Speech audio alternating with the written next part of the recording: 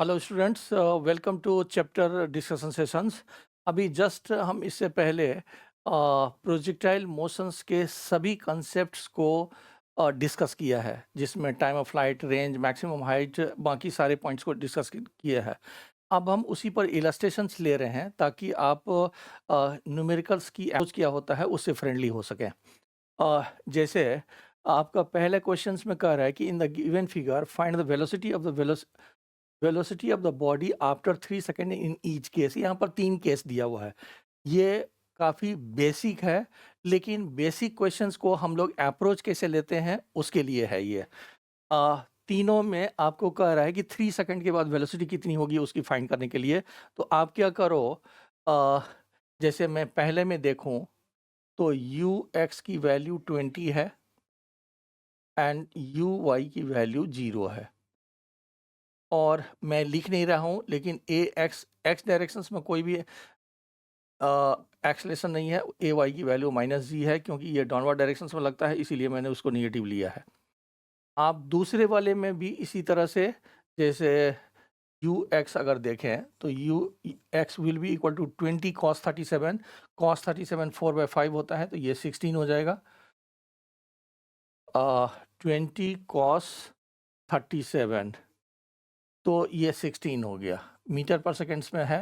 And you Y 20 sign 37 3/5, तो ये 12 हो जाएगा। ये ऑलरेडी मीटर पर सेकेंड्स में है एंड ये कॉमन है। उसी तरह से यहाँ पर भी कलेक्ट कर लो।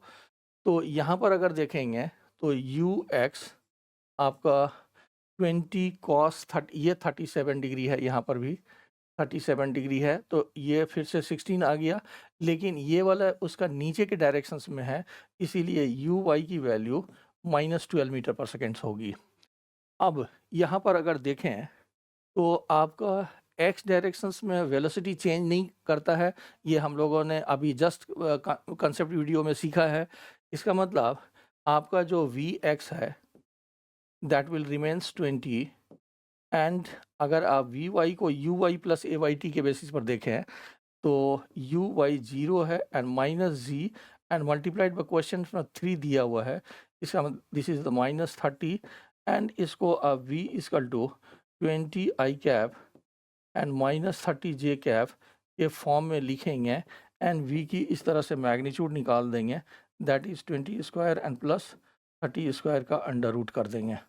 तो ये हमारा कॉन्सेप्ट हुआ। मैं फिर से रिपीट कर रहा हूँ, आपको पहले क्या करना है, क्वेश्चन के हिसाब से डेटा को कलेक्ट करना है, यानी कि इनिशियल वेलोसिटी एक्स डायरेक्शंस में कितना है and initial velocity y directions में कितना है वो कलेक्ट करना है एंड उसके बेसिस पर v x and v y find करना है। तो यहाँ पर अगर देखेंगे तो वी एक्स तो 16 ही रहेगा, लेकिन v y will be equal to u y 12 and -a g and multiplied by t. तो ये कितना आ गया, 30 में से 12 चला गया तो ये -18 आ गया, यानी कि v इक्वल टू आप 16i एंड -18j लिखेंगे एंड फिर से this square plus this square का अंडर रूट लिख देंगे। ये क्लियर है। यहाँ पर अगर देखेंगे तो आपका v x again is equal to 16 and v y will be equal to u y, so the -12 and minus g and multiplied by 3, तो ये आपका -42 हो जाएगा। यानी कि v को आप इस केसेस में 16i cap and -42 j cap लिख देंगे and this square plus this square से उसकी मैग्नीट्यूड निकाल देंगे। प्लस हमने एंगल निकालने के लिए बोला था कि अगर हमें एंगल की नीड होगी तो आप always tan theta equal to v y upon v x लिखेंगे, तो इससे आप एंगल भी फाइंड कर सकते हैं। जैसे वो इस तरह की मोशंस को करते हुए अगर इस डायरेक्शंस में आ रहा है तो यहाँ पर एंगल कितनी बन रही है उसको इस फार्मूला से भी निकाल सकते हैं। तो ये पहला क्वेश्चंस जो है वो इससे रिलेटेड है कि गिवन डेटा के बेसिस पर आप एक पर्टिकुलर टाइम के बाद वेलोसिटी कैसे निकालोगे। प्रोसेस क्या कह रही है कि आप एक्स डायरेक्शंस की वेलोसिटी निकालो इनिशियल, वाई डायरेक्शंस की इनिशियल वेलोसिटी निकालो, वी एक्स निकालो, वी वाई निकालो, उसको वेक्टर के फॉर्म में लिखो, उसकी मैग्नीट्यूड निकालो। नेक्स्ट क्वेश्चन की तरफ बढ़ते हैं। नेक्स्ट क्वेश्चन सिमिलर है, ये 37 डिग्री है, लेकिन इसमें क्वेश्चंस कह रहा है कि find horizontal distance moved by body while reaching the ground in each case. अब जैसे मान लीजिए फर्स्ट फिगर का हम देख रहे हैं कि अगर वो इस तरह की मोशंस में मूव कर रहा है, तो जब वो ग्राउंड पर रीच कर रहा है तो ये हॉरिजेंटल डिस्टेंस कितना है ये फाइंड करने के लिए बोल रहा है। अब यहाँ पर देखेंगे तो लेट ये जो हाइट है ये गिवन है आपको, मान लीजिए ये 100 मीटर है, एंड इस वाले केसेस में भी ये 100 मीटर है, एंड इस वाले केसेस में भी ये 100 मीटर है।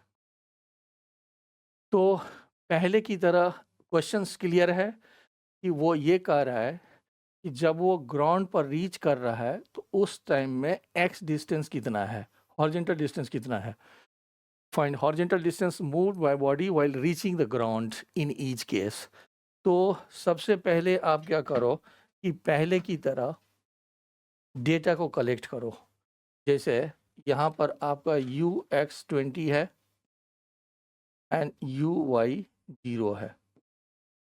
यहाँ पर यू एक्स 20 cos 37 तो 16 है, एंड यू वाई 12 है, एंड यहाँ पर यू एक्स 16 है एंड यू वाई -12 है, क्योंकि ये नीचे की तरफ है, और ए एक्स 0 है एंड ए वाई -g है, ये सभी के लिए कॉमन है।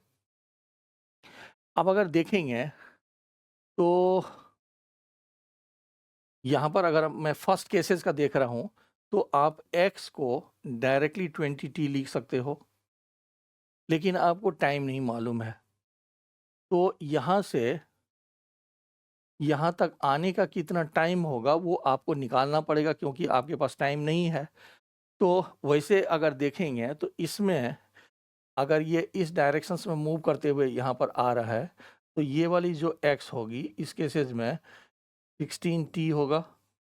मान लीजिए हम यहाँ पर t1 लिख देते हैं, यहाँ पर t2 लिख देते हैं, और इस वाले केसेस में अगर वो इस डायरेक्शन से आ रही है तो ये जो x है ये 16 t3 होगा।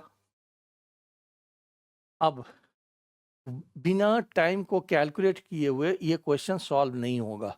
तो टाइम को कैलकुलेट करने के लिए आपको हाइट 100 मीटर दिया हुआ है, तो आप y equal to u y t plus half a y t square से y equal to u y t and plus half a y t square से यहाँ पर -100 क्योंकि डाउनवर्ड डायरेक्शंस में है, -1/2 and g n into t 1 square लिख दिए, तो जी 10 कैंसिल हो गया, तो t1 की वैल्यू आपका 20 रूट हो गया। इसका मतलब फर्स्ट केसेस में ये 20 √20 हो गया। नेक्स्ट केसेस में देखेंगे तो आपका यू वाई इस डायरेक्शंस में है, ये इस डायरेक्शंस में 12 है, तो यहाँ पर क्या लिखेंगे -100 equal to 12 t2 and -1/2 g and t2 square ऐसा लिखेंगे। एंड यहाँ से t2 का वैल्यू मैं निकाल नहीं रहा हूँ, ये t2 का वैल्यू निकाल करके इसमें फेड कर देंगे तो आपका x निकल जाएगा। यहाँ पर देखें अगर तो इक्वेशन क्या होगा, -100 इजकल टू इस बार -12 t3 and -1/2 g t3 square करेंगे, एंड यहाँ से t3 की वैल्यू, ये सिंपल क्वाड्रेटिक इक्वेशंस है, ये निकल जाएगा, t3 का वैल्यू निकाल करके इसमें फिट कर देंगे तो आपको x निकल जाएगा। क्लियर है? आप फिर से देखिए, आपको ये कह रहा है कि जब वो ग्राउंड पर रीच कर रहा था तो उतने टाइम में वो कितना हॉरिजेंटल डिस्टेंस मूव किया। हॉरिजेंटल डिस्टेंस की वेलोसिटी कांस्टेंट होती है, ये हमें पता है, लेकिन हमें यहाँ से यहाँ तक आने का टाइम नहीं पता है। तो आप 20t1 तो लिख सकते हो, लेकिन आपको यहाँ से यहाँ तक आने का टाइम निकालना पड़ेगा, हर एक केसेस में टाइम निकालना पड़ेगा। ये एक सिंपल क्वाड्रेटिक इक्वेशन बन रहा है, उसके बेसिस पर ये निकाला जा सकता है। एंड स्टूडेंट्स के लिए एक चीज़ यहाँ पर फिर से मैं बोल देता हूँ, मैंने बहुत सारे स्टूडेंट्स को मिस्टेक करते हुए देखा है कि जब वो y equal to u y t and plus half a y t square का इक्वेशन लगाता है तो उसमें वो y की जगह पर +100 लिखता है। लेकिन वो गलत होगा एंड आंसर आपका सही नहीं होगा। y इक्वल टू 100 का मतलब हो गया, अगर आप यहाँ से प्रोजेक्ट कर रहे हो तो यहाँ से ऊपर 100 मीटर जो होगा वो पॉजिटिव होगा, लेकिन हम यहाँ से नीचे 100 मीटर जा रहे हैं यानी कि वो निगेटिव है। इसीलिए यहाँ पर ये गलती स्टूडेंट से रिक्वेस्ट करूँगा कि ये गलती नहीं करे, y का वैल्यू -100 ले। नेक्स्ट क्वेश्चन की तरफ बढ़ते हैं। A body is projected with velocity 40 meter per second at 60 degree with horizontal. At particular instant, inclinations of body becomes 45 degree.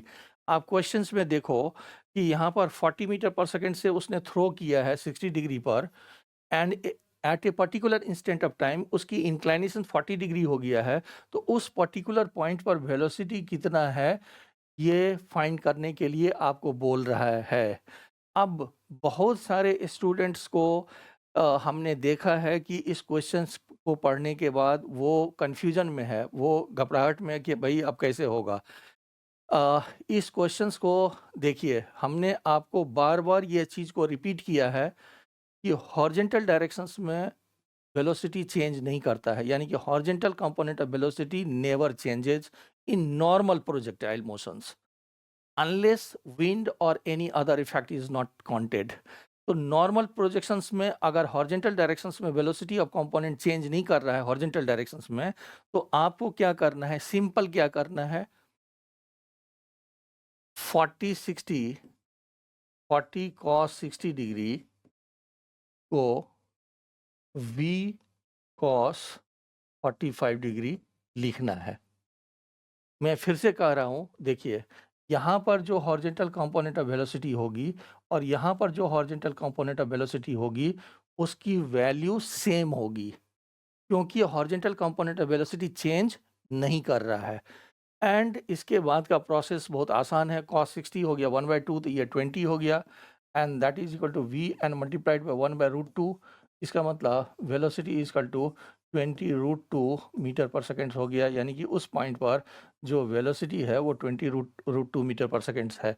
तो अगर आप कंसेप्ट को अगर फॉलो करते हैं तो मुझे लगता है कि 2D मोशंस के क्वेश्चंस को आइदर नीट या जेईई मेन में बहुत इजीली बनाया जा सकता है। नेक्स्ट क्वेश्चन की तरफ मूव करते हैं। देखिए ये कह रहा है कि a ball thrown by one player reaches the other in 2 seconds, find the maximum height attained by the ball. देखिए अब मान लो कि यहाँ पर एक पर्सन है, प्लेयर है, एंड ये दूसरी प्लेयर है। अब यहाँ से उसने किसी बॉल को थ्रो किया है और दूसरे के पास 2 सेकेंड में पहुंचा है। क्लियर है? इसका मतलब आपको ये समझ जाना चाहिए कि इस क्वेश्चंस में टाइम ऑफ फ्लाइट की वैल्यू 2 सेकेंड दिया हुआ है आपको। टाइम ऑफ फ्लाइट की वैल्यू 2 सेकेंड दिया हुआ है। इसका मतलब फर्स्ट पार्ट जो आप कलेक्ट करिए कि आपका टाइम ऑफ फ्लाइट 2 सेकेंड्स है, एंड टाइम ऑफ फ्लाइट का फार्मूला अगर यहाँ पर सपोज करो कि u वेलोसिटी से थीटा पर है, तो टाइम ऑफ फ्लाइट का फार्मूला होता है 2u sine theta by g। इसका मतलब आपको u साइन थीटा की वैल्यू 2g आ गया, एंड आपको मैक्सिमम हाइट पूछा है, तो मैक्सिमम हाइट का फार्मूला अभी हमने कलेक्ट किया है, u square sine square theta by 2g, ये फार्मूला हमने कलेक्ट किया है, एंड u साइन थीटा का वैल्यू 2g है, यानी कि this is 2g square and divided by 2g, तो ये आपका 20 मीटर आ गया। तो जो क्वेश्चंस वो बोल रहा है उसके बेसिस पर आप उसमें से कुछ कंक्लूजन्स को ड्रॉ करिए, एंड जो कंसेप्ट हम लोगों ने डिस्कस किया है उसको अप्लाई करिए, क्वेश्चन बहुत इजीली बनेगा। चलिए नेक्स्ट क्वेश्चन की तरफ मूव करते हैं। नेक्स्ट क्वेश्चन देखिए कि after 1 second the velocity of the projectile makes an angle 45 degree with the horizontal. After another 1 second it is moving horizontally find the magnitude of the initial velocity and the angle of projections. अब अगर देखेंगे यहाँ पर, जैसे मान लीजिए कि आप t इक्वल टू 0 टाइम में सपोज करिए कि u वेलोसिटी से आपने थ्रो किया थीटा एंगल पर। After 1 second the velocity of projectile makes an angle 45 degree with the horizontal. यानी कि यहाँ पर जो वेलोसिटी है ये 45 डिग्री पर है और यहाँ पर टाइम 1 सेकेंड है। अब ये कह रहा है कि after another 1 second it is moving horizontally. इसका मतलब ये मैक्सिमम हाइट पर है और यहाँ पर हॉरिजेंटली मूव कर रहा है। तो इसका मतलब यहाँ से यहाँ तक का टाइम अगर 2 सेकेंड्स है, इसका मतलब जो पहला कंक्लूजन हम ड्रॉ करेंगे इस क्वेश्चंस में कि आपको टाइम ऑफ फ्लाइट की वैल्यू 4 सेकेंड दिया हुआ है, क्योंकि हमारा टाइम ऑफ एसेंट और टाइम ऑफ डिसेंट इक्वल होता है। देखिए फिर से क्वेश्चन देखिए क्या कह रहा है कि हमने स्टार्टिंग में u से थीटा पर प्रोजेक्ट किया, आफ्टर 1 सेकेंड्स उसकी इंक्लाइनेशन 45 डिग्री है and after another 1 second it is moving horizontally. Horizontally वो तभी मूव करेगा जब यहाँ पर वर्टिकल कंपोनेंट ऑफ वेलोसिटी 0 हो जाएगी, यानी कि वो मैक्सिमम हाइट पर पहुँच जाएगा। इसका मतलब आपको टाइम ऑफ फ्लाइट की वैल्यू 4 सेकेंड दिया हुआ है, यानी कि that is 2u sin theta by g. तो यहाँ पर अगर 2 से 2 कैंसिल कर दें तो आपका u sin थीटा की वैल्यू 20 आ गया। ये इक्वेशन 1 हो गया। ठीक है, अब देखिए हम लोगों ने ये कंक्लूजन्स किया है कि जो हॉरिजेंटल कंपोनेंट ऑफ वेलोसिटी होता है वो कभी चेंज नहीं करता है। तो यहाँ पर आपका हॉरिजेंटल कंपोनेंट ऑफ वेलोसिटी कितना है, u cos थीटा है। इसका मतलब आपका जो vx है वो u cos थीटा के बराबर है एंड वो v cos 45 है।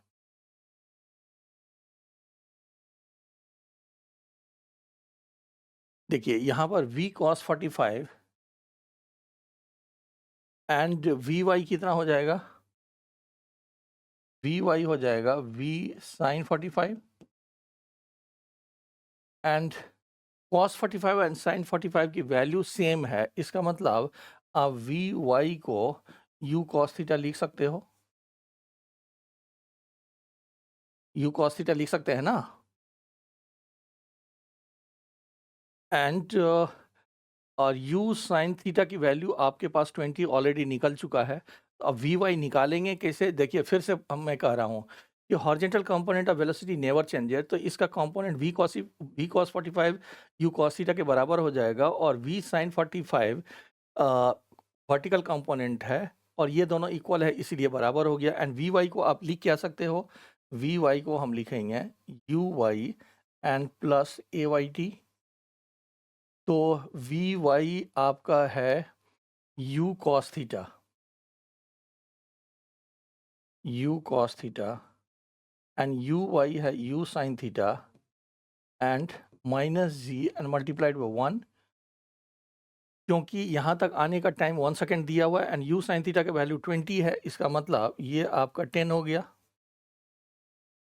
तो इसका मतलब अब अगर देखें तो u sin theta is equal to 20 and u cos theta is equal to 10, तो 10 theta will be equal to 2। तो एंगल ऑफ प्रोजेक्शंस हमारा निकल गया, दैट इज 10 इनवर्स 2। ये एंगल ऑफ प्रोजेक्शंस निकल गया।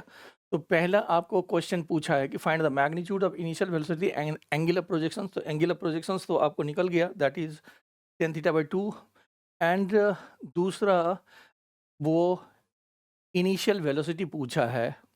तो आप किसी एक में साइन थीटा की वैल्यू फेड कर दीजिए। तो यहाँ पर अगर 10 थीटा ये टेन थीटा अगर 2 है तो दिस इज 1, ये √5 हो गया।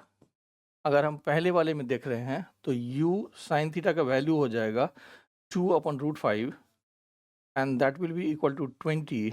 सो u will be equal to, ये √5 है, 10 u इक्वल टू आपका 10√5 आ जाएगा। सो इनिशियल वेलोसिटी की वैल्यू ये आ जाएगा। तो मेरे ख्याल से ये क्वेश्चन अच्छा है, और आपको जैसे कंसेप्ट को कैसे अप्लाई करना है उसको फोकस करना है।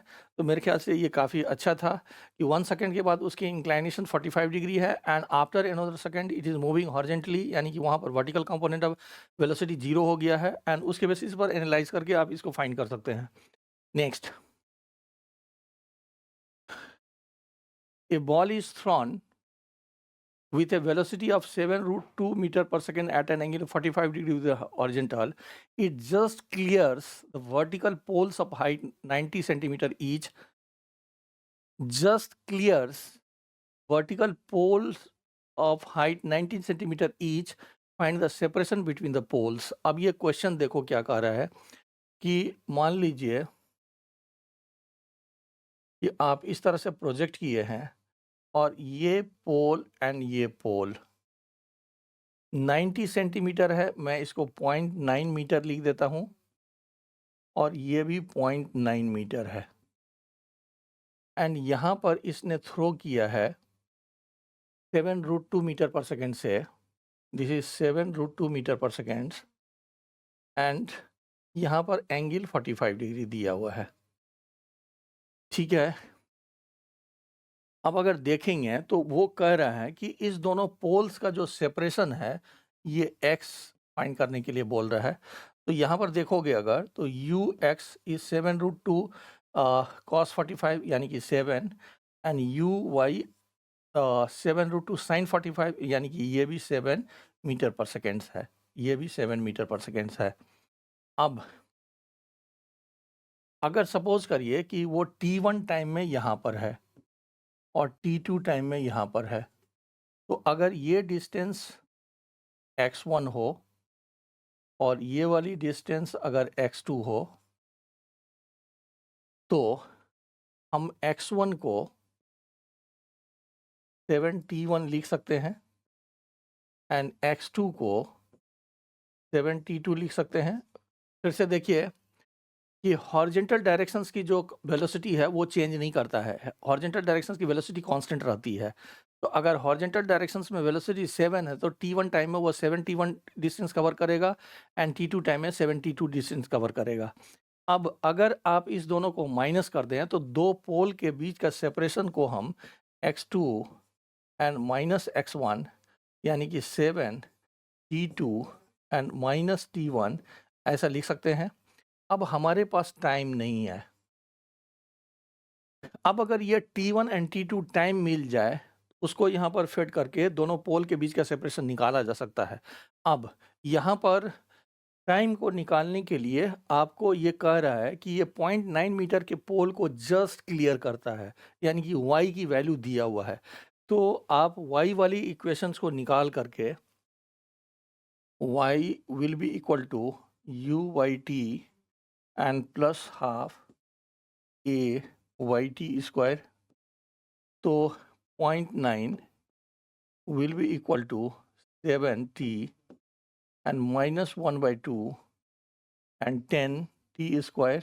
यहाँ पर 5 ले लेते हैं तो ये कितना हो गया, 5t² minus 7t and plus 0.9 will be equal to 0। अब यहाँ पर अगर देखेंगे तो आपका t जो है that will be equal to 7 plus minus under root 49 and minus यहाँ पर देखेंगे तो 4ac लिखेंगे तो 20 इंटू 0.9 तो ये 18 आ जाएगा and divided by 2 multiplied by 5। अब यहाँ पर t1 पहले आ रहा है यानी कि t1 छोटा है, इसीलिए हम t1 को लिखेंगे 7 माइनस अंडर रूट 1 ये 3 and divided by 10 and T2 को लिखेंगे हम 7 plus under root 31 divided by 10। अब अगर यहाँ पर T2 माइनस T1 करें तो that will be equal to ये 7 कैंसिल हो जाएगा, ये ऐड हो जाएगा, तो ये आपका √31 डिवाइडेड बाय 5 आ गया। तो अब अगर देखेंगे ये तो ये कितना होगा, मान लीजिए 5.2 हो गया, ये रफली मैं लिख रहा हूँ कि ये 5.2 सेकेंड या 5.3 सेकेंड हो गया डिवाइडेड बाय 5, तो दिस इज़ 1.05। अब यहाँ पर 1.05 लिख देंगे, निकल जाएगा। तो कंसेप्ट क्लियर है, लेकिन आप अगर चाहो तो इक्वेशन ऑफ पाथ से भी इसको सॉल्व कर सकते हो, क्योंकि आपके पास डेटा दिया हुआ है कि क्योंकि x की 2 वैल्यू निकलेगी, यानी कि इक्वेशन ऑफ पाथ से x1 एंड x2 निकल जाएगा, उस दोनों को डिवाइड, जैसे मैं लिख देता हूँ कि आप y equal to x tan theta minus g x square divided by 2 u square and cos square theta ऐसा लगा सकते हैं। तो यहाँ पर देखें तो 0.9 इक्वल टू एक्स 1045 1 हो गया, माइनस यहाँ से 5 ले लिए तो ये 5x स्क्वायर हो गया, इक्वल टू यू 7√2 है, तो ये 14 मल्टीप्लाइड बाय, नहीं सॉरी 49, सॉरी ये 5x स्क्वायर यहाँ पर हो गया 49 इंटू 2 एंड कॉस 45 1/√2, तो ये 1/2 हो जाएगा, तो ये कैंसिल हो जाएगा। अब ये देखोगे तो x में क्वाड्रेटिक इक्वेशन बन गया, इसके 2 रूट्स मिलेंगे जिसमें एक x1 होगा एक x2 होगा, एंड x2 माइनस x1 कर देंगे, तो आप इसको भी इससे भी सॉल्व कर सकते हो। आपको कंसेप्ट कलेक्ट करना है, इससे भी सॉल्व कर सकते हैं। अब आपको जो भी फैमिलियर लगता है, ज़्यादा फैमिलियर, जैसे मेरे लिए ये ज़्यादा फैमिलियर है कि हमने T1 टाइम में यहाँ पर थे, T2 टाइम में यहाँ पर थे, तो x1 एंड x2 को निकाल लिए एंड 0.9 की डेटा के बेसिस पर हमने t को फाइंड कर लिया, उसके बेसिस पर कर लिए, लेकिन स्टूडेंट चाहे तो इस मेथड से भी सॉल्व कर सकता है। नेक्स्ट देखिए, अब देखो ये कह रहा है कि trajectory of two projectiles are shown in the figure. Let T1 and T2 be the time periods R1 and R2 are their ranges, and U1 and U2 their speeds of projections respectively. Find the relation between T1, T2, R1, R2 and U1, U2. अब अगर आप latest questions को देखेंगे either NEET या main में, तो वो कुछ एनालिटिकल क्वेश्चंस भी पूछते हैं जिसमें सिचुएशन के बेसिस पर आपको एनालाइज करना होता है। जैसे आप अगर फिगर को देखें तो दोनों फिगर का मैक्सिमम हाइट सेम है, ये कोई भी देख सकता है, आप ब्लाइंडली भी देख सकते हो इसको, आप इसको ब्लाइंडली भी देख सकते हो कि मैक्सिमम हाइट दोनों का सेम है, एंड पहले का रेंज यहाँ तक है और दूसरे का रेंज यहाँ पर है, तो दूसरे का रेंज बड़ा है, ये तो देख ही सकते हैं। तो जो पहले डायरेक्ट कंक्लूजन्स है वो तो आप लगा ही सकते हैं। आप ये कह सकते हैं कि maximum height of the first is equal to maximum height of the second. इसका मतलब क्या हुआ, u1 square sine square theta same angle, अब प्रोजेक्शंस ऑफ एंगल सेम है, दोनों में दिखा रहा है एंगल ऑफ प्रोजेक्शंस दोनों में सेम है, divided by 2g equal to u2 square sine square theta 1 लिख देते हैं तो 2 लिख देते हैं, यहाँ 2g हो गया। तो आप ऐसा कह सकते हो कि u1 sine theta 1 is equal to u2 sine theta 2, ऐसा तो बोल ही सकते हैं।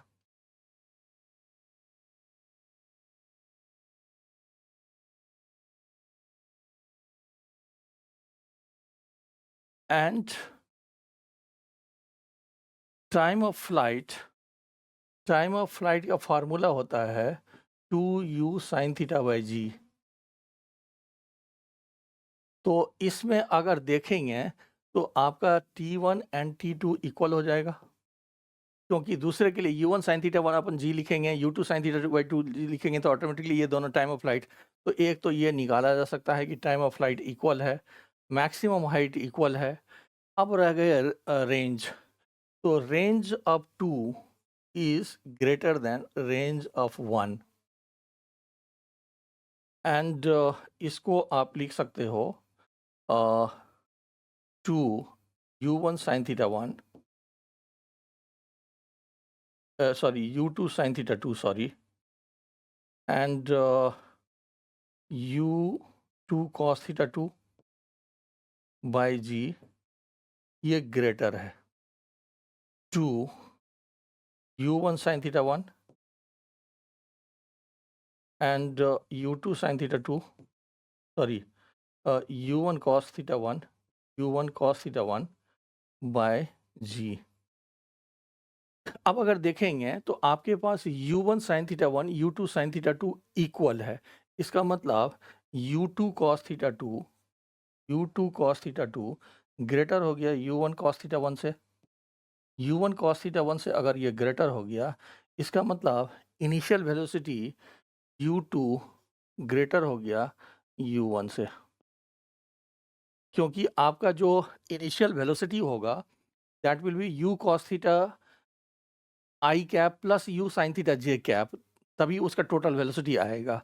तो एक कंपोनेंट ऑफ वेलोसिटी इक्वल है और एक कंपोनेंट ऑफ वेलोसिटी बड़ा है, इसका मतलब U2 ग्रेटर है U1 से।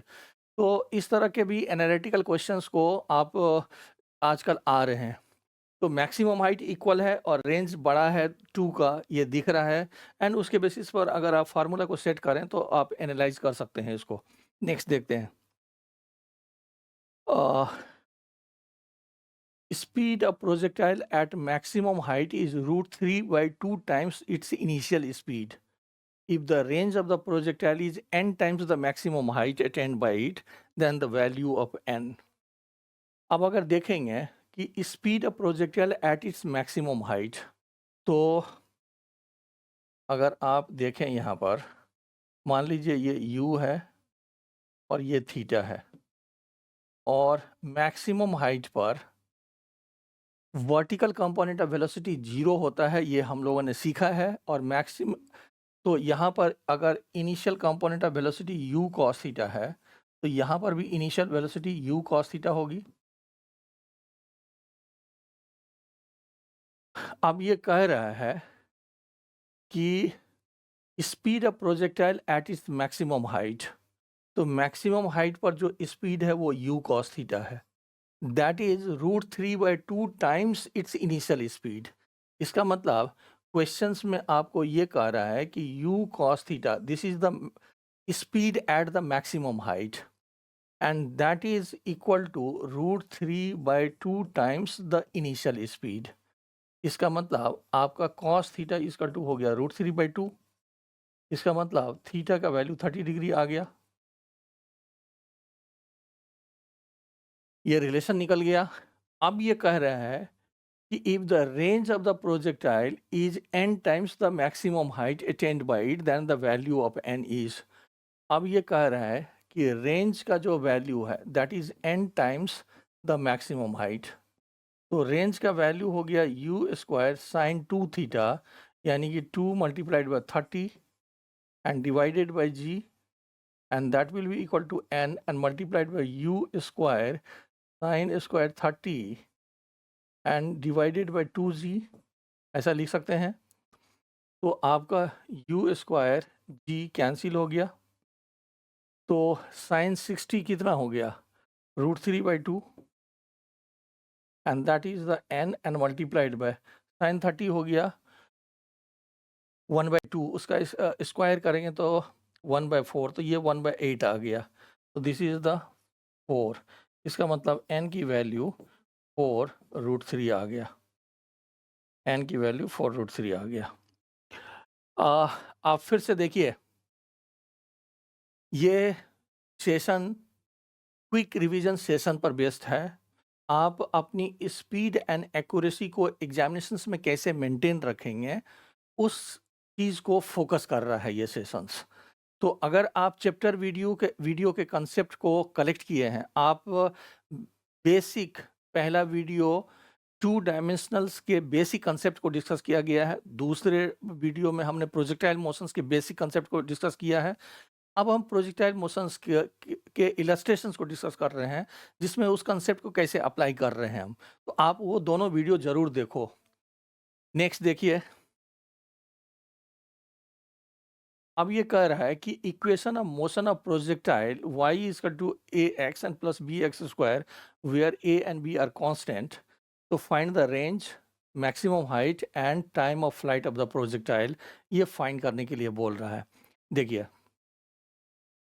आपको इक्वेशन दिया हुआ है y is equal to a x and minus b x square. तो अगर आप इक्वेशन ऑफ पाथ को कलेक्ट करो तो y इक्वल टू हमने लिखा है x टेन थीटा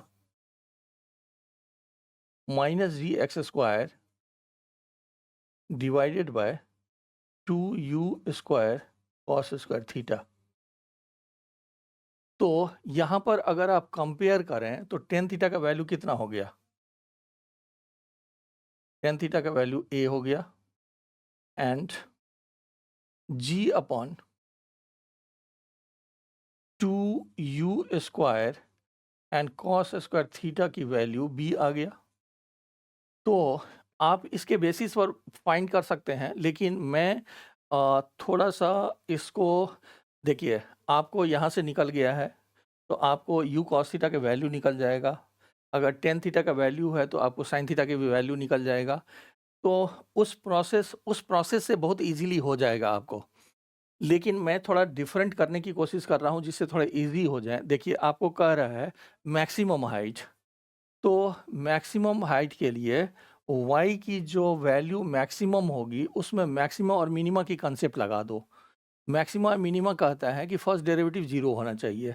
तो आप क्या करिए, यहाँ पर dy बाई डी एक्स निकाल लीजिए। तो dy अपॉन डी एक्स इसका टू कितना हो गया? a minus two b x. इसका मतलब 0 रखेंगे तो this is the a minus two b x. तो x का value a by two b आ गया।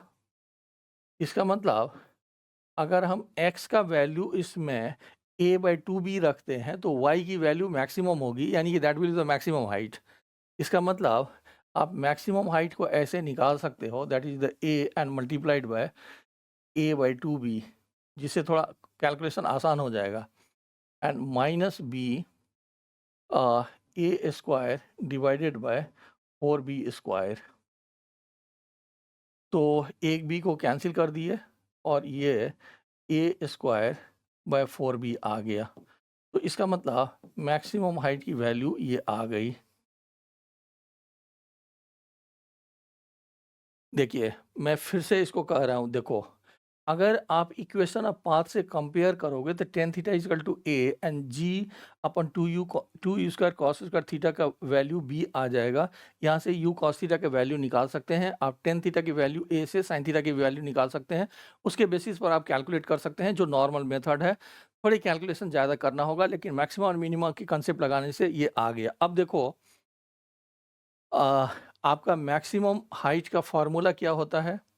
मैक्सिमम हाइट का फार्मूला होता है you square sine square theta by 2g।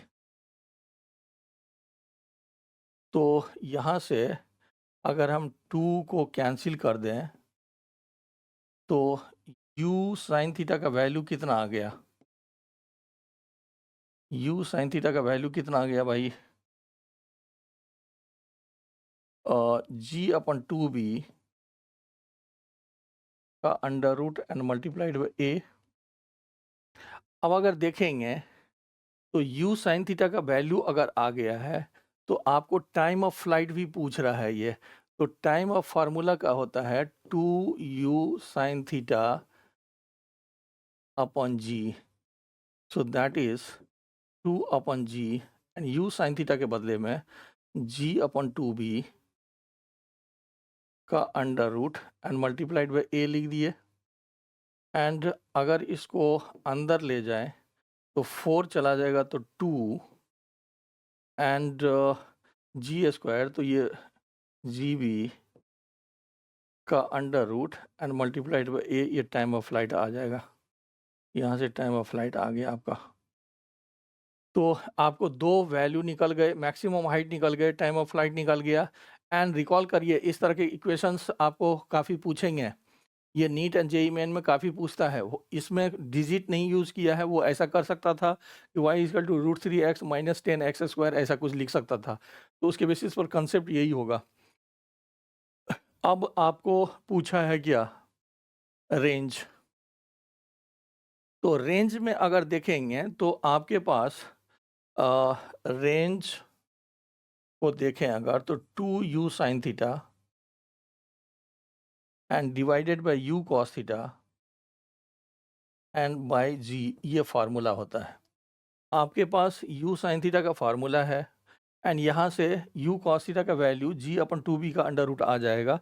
तो इसमें वैल्यू फेड कर दोगे तो आपको रेंज भी निकल जाएगा। मैं ये वैल्यू फेड नहीं कर रहा हूँ, लेकिन यहाँ पर u साइन थीटा का वैल्यू ऑलरेडी है। यहाँ से u कॉस थीटा का वैल्यू मैं अलग से लिख देता हूँ कि u cos theta is equal to g/2b का under root and u sine theta है g/2b का अंडर रूट इंटू ए। तो ये ऑलरेडी क्लियर है, ये हो गया, तो ऑलरेडी हो गया ये g आपका जो है, यहाँ पर रेंज की वैल्यू देख ही लो कितना हो जाएगा, ये 2 हो गया। एंड u साइन थीटा ये है और u कॉस थीटा ये है, तो दोनों को मल्टीप्लाई किए तो ये g/2b and multiplied by a आ गया। यहाँ से ये कैंसिल हो गया तो ag/b आपका आ गया रेंज, ये निकल सकता है। आप चाहो तो यहाँ से भी रेंज का कैलकुलेशन कर सकते थे। तो हमने थोड़ा मैक्सिमम हाइट में मैक्सिमम मिनिमा के कंसेप्ट को लेकर के कैलकुलेशन थोड़ा कम कर लिया है। नेक्स्ट देखिए,